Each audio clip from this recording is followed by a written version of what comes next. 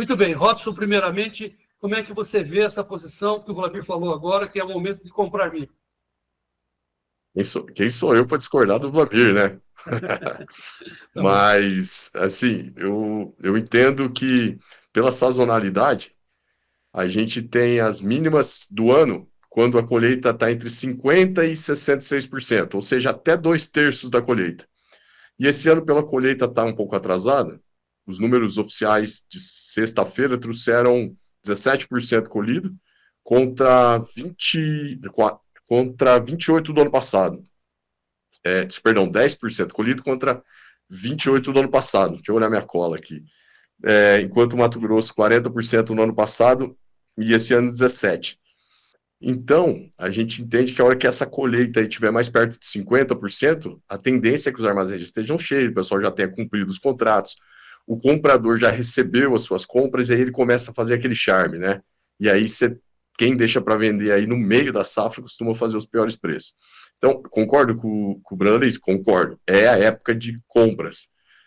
Já essa semana? Acho que não, acho que é daqui 3 semanas aproximadamente, mas talvez, depende de onde você está localizado no Brasil, a sua região já pode estar com uma colheita plena, e aí sim você tem uma oportunidade. Então, depende, isso é muito relativo, né? Depende de cada cliente, da necessidade e da região que ele está postado. Então tá, então temos dois lados. O lado do produtor que tem que travar contra a queda e o lado do comprador que está olhando o preço baixo e vai comprar a melhor oportunidade. Você está dizendo que pode ficar uma melhor oportunidade lá na frente. Ou deve comprar agora para pagar um prêmio menor, Robson?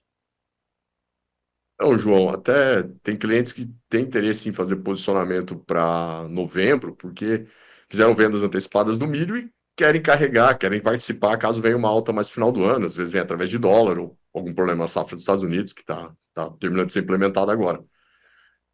Então, a gente acredita que é de agora para daqui 20 dias, seriam os bons momentos de compra. Tem hoje, especialmente, o mercado está subindo, subiu na sexta, ontem e hoje, né, na B3, basicamente pelo risco da geada e pelo acontecimento da geada, né, que, como diz o Vlamir, vai roubar aí 2, 3 milhões de toneladas, a gente não tem certeza ainda. Aonde que tem área suscetível? Norte do Paraná, São Paulo. Basicamente é aí que estão as áreas suscetíveis à geada. Oeste está pronto, Mato Grosso do Sul está pronto, Paraguai está pronto, Mato Grosso do Sul está pronto. Sudoeste do Paraná está pronto. Mato Grosso numa geada não chega, Goiás não chega, não tem risco. Então, assim, a gente está caminhando para uma safra 112, 113, 110, 108, mas de qualquer modo é uma safra bem consistente. Por outro lado, a gente tem uma demanda muito forte que vai se mostrar em setembro, outubro, novembro, dezembro, vai carregar muito a soja embora, milho embora. Então, assim, não tenho medo da demanda, mas eu digo, o melhor ponto de comprar é sempre quando está bem ofertado. E essa oferta maior costuma ser nas próximas, quando se aproxima de 50%, 60% colhido. Olha, em Missal, oeste do Paraná, o Ayrton José Conze está dizendo que a saca do milho está 50 pilas, não paga o custo. Primeiro vira a seca, depois os ventos, agora a chuva. Não está fácil não, diz o Ayrton Conze. R$ 50 a saca de milho no oeste do Paraná, 50 pilas, diz ele. Mas teve bem melhor, não teve? Era para ter pego lá atrás, não? Olha, assim, teve contratos para eles fazerem, mas como ele mesmo disse, ele não poderia fazer esses contratos porque ele sofreu seca. Ali é a região de Foz do Iguaçu, beira-lago, a gente chama aqui. Foi uma região que pegou seca, aí agora pegou muita chuva, agora num determinado momento, e hoje deve ter geado, provavelmente. Então, assim, ele vai fazer uma safra de média a pequena. Então, se ele tivesse feito os contratos, ele teria uma safra pequena e talvez ele não teria tudo para cumprir. Aí, na posição dele, se ele tivesse feito um seguro na bolsa, ele teria capturado uma parte desse dinheiro sem o risco de não ter grão para performar. Então, é um caso clássico que ele ficou preso. Ele tinha medo de vender para garantir os preços mais altos, que existiram, 65 até teve, mas ele não podia fazer isso por risco de não produzir, conforme ele está mostrando que não está produzindo. Agora, se ele tivesse feito apenas na bolsa, ele não tinha o compromisso do físico. Teria ganho a baixa e agora simplesmente desmontava a posição de bolsa, capturava 7, 8, 10 reais e ele continuava com o volume dele de físico para vender mais para frente. Pessoal, vamos aprender. O Gleidson, põe o telefone da G3 aí para o pessoal perguntar. Perguntar não ofende, não custa nada. Tá? Nós temos um assessor de investimento à sua disposição. Olha aí o telefone para você perguntar quanto custa um prêmio para fazer essa operação que o Robson acabou de ensinar a gente aí. G-Trade, Critéria, XP e Tempo e Dinheiro todos juntos para você ser o produtor rural mais bem informado do meu Brasil. Não custa nada perguntar. 19971108610. Quanto custa? O Fernando Sofiati que vai te atender. Quanto custa? O Robson está dizendo que ele devia ter feito isso, devia ter feito aquilo. Puxa vida. Mas quanto é? Quanto é o prêmio? 19971108610. Deixa o telefone aí, Gleito. Vou perguntar para o Robson agora no caso da soja. O que fazer?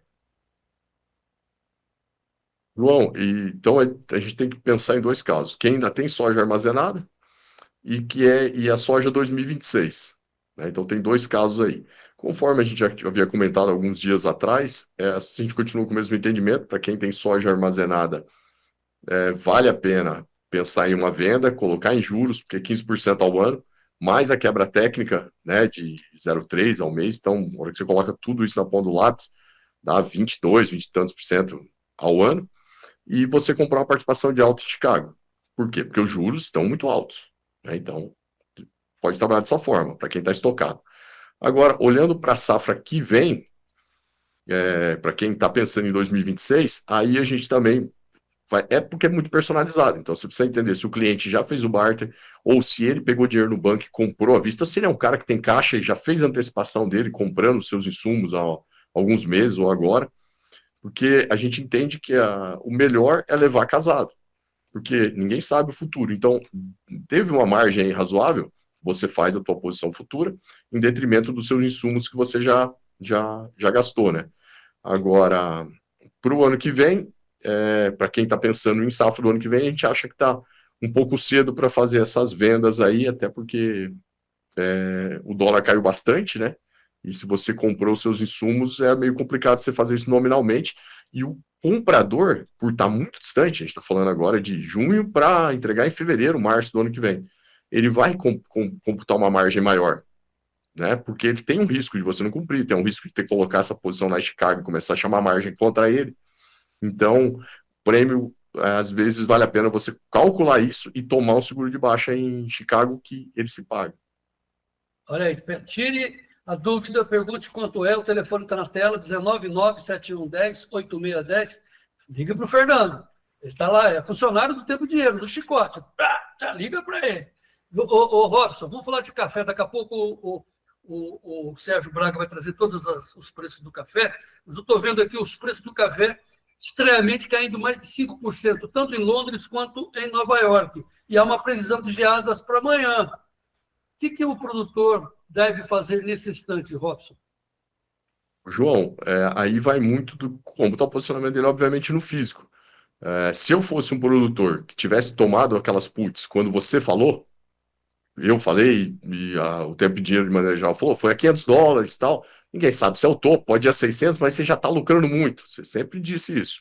Eu sairia das puts hoje, aproveitaria para realizar o lucro. Está caindo mais 5%, amanhã tem uma geada forte, colocaria esse lucro no bolso e pronto, porque pode ser que amanhã venha uma geada mais forte, o mercado, o Brasil é um grande produtor, já está num momento ruim, vem uma geada em cima das lavouras dele, e o mercado pode virar de um lado para o outro, né? Agora, não é ponto para tomar mais seguro de baixa, pelo menos no nosso entendimento, porque de mercado saiu de 500 e está em 380.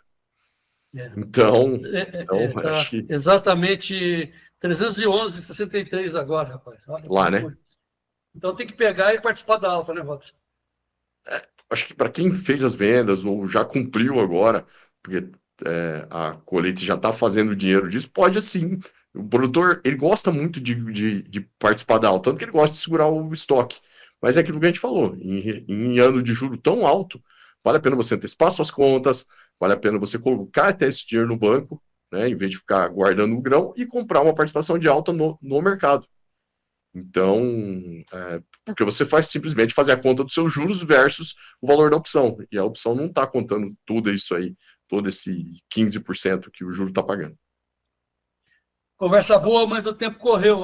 Mas que pena. Mas tá bom, Robson, volte sempre, porque é sempre uma aula. Muito obrigado ao pessoal da G-Trade lá de Cascavel e vamos em frente. Robson Poloto. Muito bem. Vamos em frente, João.